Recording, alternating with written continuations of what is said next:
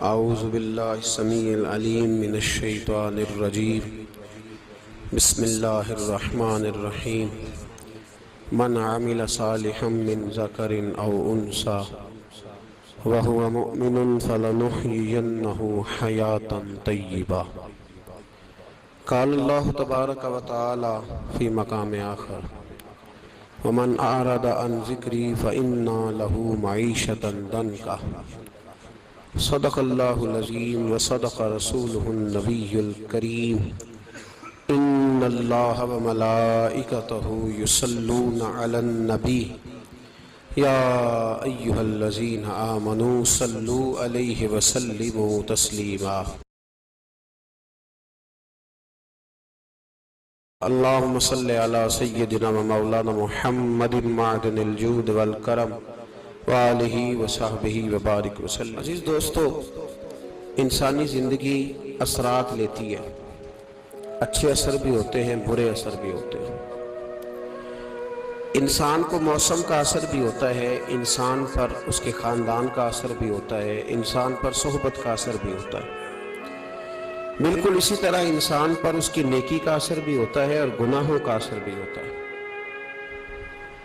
نیکی دل کو سکون دیتی ہے، گناہ انسان کو پریشان کر دیتے ہیں۔ نیکی اللہ کی رحمت کو متوجہ کرتی ہے۔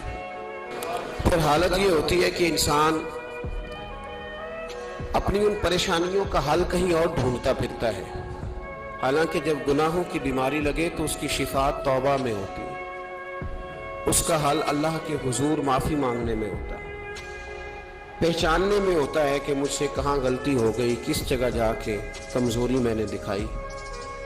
ہر انسان اچھی، ٹھنڈی، خوبصورت، سکھ والی زندگی چاہتا ہے۔ اللہ کریم نے سورہ نحل کے اندر ارشاد فرمایا من عمل صالحا من ذکر او انثی، فرمایا جو بھی اچھے عمل کرے، چاہے مرد ہو چاہے عورت ہو، وہو مؤمن، شرط یہ ہے کہ مومن ہو، فَلَنُحْيِيَنَّهُ حَيَاةً طَيِّبَةً، فرمایا ہم اسے پاکیزہ زندگی عطا فرما دیں گے، حیات طیبہ دے دیں گے، اسے پاکیزہ زندگی۔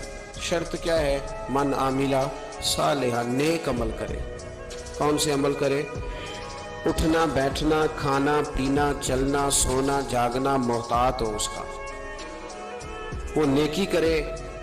قرآن پاک کے لفظوں کے حسن پر غور فرمائیے گا، فرمایا فَلَنُحْيِيَنَّهُ حَيَاةً طَيِّبَةً، ہم ضرور اسے پاکیزہ زندگی عطا فرما دیں، صاف ستھری زندگی، معیاری زندگی، خوبصورت شب و روز، آئیڈیل زندگی جس کو لوگ کہیں گے، وہ والی زندگی اسے دیں۔ اور دوسرے مقام پر سورہ طٰہٰ کی آیت نمبر 124 میں فرمایا وَمَنْ أَعْرَضَ عَنْ ذِكْرِی، جو ہمارے ذکر سے منہ پھیرے گا، جو ہمارا کھا کے چہرہ کسی اور طرف کرے گا، جو چلے گا ہماری زمین پر لیکن توجہ کسی اور طرف ہوگی، آسمان کی چھت ہماری بنائی ہوئی لیکن اس کے خیالات کہیں اور ہوں گے، فَإِنَّ لَهُ مَعِيشَةً ضَنْكَا، فرمایا ہم اسے تنگ زندگانی عطا کر دیں گے، اس کی زندگی تنگ ہو جائے گی، اس کی معیشت تنگ ہو جائے گی۔ گناہ زندگی کو تنگ کر دیتے ہیں، نیکی زندگی میں آسانی پیدا کرتی ہے۔ آپ کو اگر زندگی میں سکون چاہیے ہو تو آپ کسی غریب کی خدمت کر کے دیکھیں، اللہ کتنا سکون عطا کرتا ہے۔ آپ بڑے پاورفل بھی ہیں، بڑے طاقتور بھی ہیں اور بڑے باوقار بھی ہیں، لیکن کسی کو گالی دے کے آپ کا دل کبھی ٹھنڈا نہیں ہوگا، تکلیف ہوگی، اس کے اندر آزمائش ہوگی۔ ڈاکٹر ریسرچ کرتے ہیں، ڈاکٹر وہ کہتے ہیں گناہ کرنے سے آدمی جسمانی طور پر کمزور ہوتا ہے، لیکن وہی عمل اگر وہ بطور نیکی کرتا ہے تو اللہ اس میں اسے قوت عطا فرماتا ہے، اسی عمل میں اللہ اسے قوت عطا کر دیتا ہے۔ میں صرف اشارہ دے رہا ہوں، اس بات کی تفصیل میں نہیں جانا چاہتا۔ میرے عزیز یہ یاد رکھیں کہ نیکی آپ کو سکون دے گی، نیکی آپ کو ٹھنڈا کرے۔ اللہ تبارک و تعالیٰ نے قوموں پہ عذاب نازل کیا اور قرآن مجید فرقان حمید نے ان قوموں کے تذکرے بیان فرمائے۔ بھائی کس لیے بیان کیے؟ کہ ہم عبرت حاصل کریں، ہم یہ غور کر لیں کہ یہ کام ہم نے نہیں کرنا، اس کام سے ہم نے بچنا ہے، ہم نے غور کرنا ہے کہ یہ چیز ہمارے اندر۔ لوگ کہتے ہیں نہیں جی نہیں، ہم پہ یہ عذاب نہیں آئے گا، بالکل نہیں آئے گا، اس میں شک نہیں۔ پر اللہ نے بیان کس لیے کیا تھا؟ بیان کیا قرآن مجید معاذ اللہ کسی ایسی چیز کا بیان کرتا ہے جس کی ضرورت نہ ہو؟ قرآن پاک نے ایک ایک حرف ایسا بیان کیا جس کی مسلمان کو ضرورت تھی۔ قوم نوح کا ذکر فرمایا قرآن پاک نے۔ حضرت نوح علیہ السلام کی قوم کو حضرت نوح علیہ السلام نے 1500 سال سمجھایا۔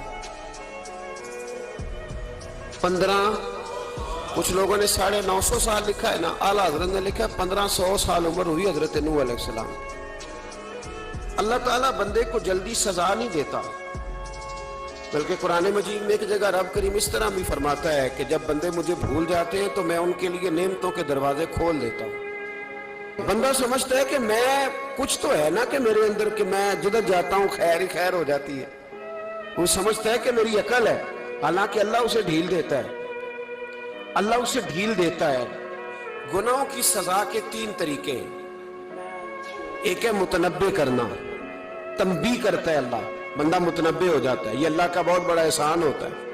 ایک ہوتا ہے مہلت دینا، اور ایک تیسرا ہوتا ہے اللہ خفیہ تدبیر کرتا ہے۔ تھوڑا سا سمجھیے گا، انسان پر کوئی آزمائش آئی، فوراً اس کی چھٹی اس نے کہا کہ وہ فلاں جگہ غلطی کی تھی تب ایسا ہوا ہے۔ ہوتا ہے نا کئی دفعہ، آواز آتی ہے نا اندر سے، چلیں بول دیں کچھ نہیں ہوتا آپ کو، اللہ جانتا ہے یہاں کوئی کچھ نہیں کہے گا آپ کو، اور ہماری تو ویڈیو بھی نہیں گھومتی، یعنی خبر بھی نہیں ہو کہ کس نے ہاں کر دی کس نے نہ کر دی۔ آپ بغیر ٹینشن کے بات چیت کریں، آج کچھ نہیں ہوتا ہے انشاءاللہ تعالی۔ آتی ہے اندر سے آواز؟ میں آپ سے اس لیے ان چیزوں کی تصدیق کراتا ہوں کہ باقیوں کو بھی آتی ہے کہ نہیں، اس لیے تصدیق۔ کبھی کوئی کسی جگہ انسان پریشان ہوتا ہے تو محسوس کرتا ہے کہ وہاں مجھ سے ہوتا ہے نا جی، جس کو یہ نصیب ہو جائے بڑا خوش نصیب آدمی ہے۔